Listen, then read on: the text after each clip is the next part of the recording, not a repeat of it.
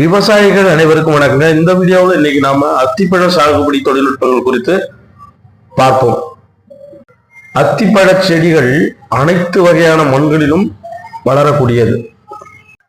அத்திப்பழ செடிகளை முறையாக பராமரிப்பு செய்து வந்தால் 15 முதல் 20 ஆண்டுகள் வரை காய்க்கும். அத்திப்பழ சாகுபடியில் ஆண்டுக்கு ஒரு முறை கவாத்து செய்வது மிகவும் முக்கியமானது. ஒரு இலைக்கு ஒரு காய் என்பதால் இலைகளினுடைய எண்ணிக்கையை அதிகமாக்க அவசியம் கவாத்து செய்ய வேண்டும். அதுவும் மழைக்காலங்களில் கவாத்து செய்வது நல்லது.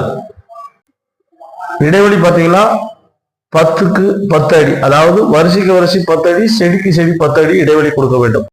நடவு குழியினுடைய அளவு பார்த்தீங்கன்னா 1.5 அடி ஆழம், 1 அடி நீளம், 1 அடி அகலம் அளவுள்ள குழி எடுத்து செடிகளை நடவு செய்ய வேண்டும்.